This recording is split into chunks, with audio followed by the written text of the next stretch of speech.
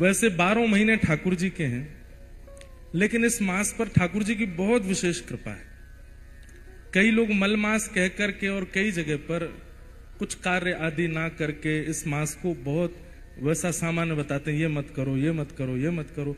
पर हमारे ठाकुर जी कितने करुणावतार हैं, कितने भक्त वत्सल हैं, दीनों को स्वीकार करना उनका स्वभाव है। जिस मास को कोई स्वीकार नहीं कर रहा, ठाकुर जी ने अपना नाम ही दे दिया, बोले पुरुषोत्तम मास। और बोले बाकी महीनों में तो एक महीना में एक बार होली आवेगी, फिर दूसरे महीने को दीपावली का सुख मिलेगा, चौथे महीने को जन्माष्टमी का सुख मिलेगा, किसी महीने को रामनवमी का सुख मिलेगा, पर तुमको सबरे सुख मिलेंगे। होली से दिवाली तक सबरे सुख तुमको हम प्रदान करते हैं।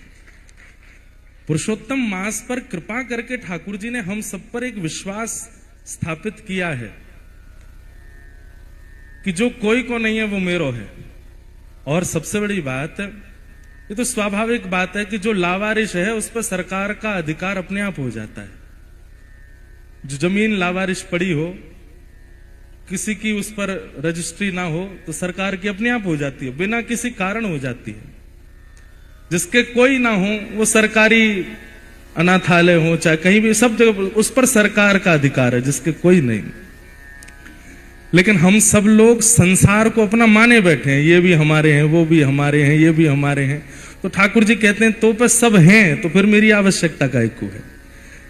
लेकिन नाथ के सामने एक बार कह दें कि नाथ कोई नहीं हमारो, बस आप ही हो।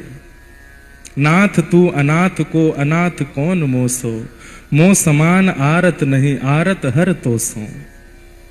मैं अनाथ हूं नाथ। इस शरीर के भले ही बहुत संबंध होंगे, पर इस आत्मा का कोई नहीं है, केवल आप हो।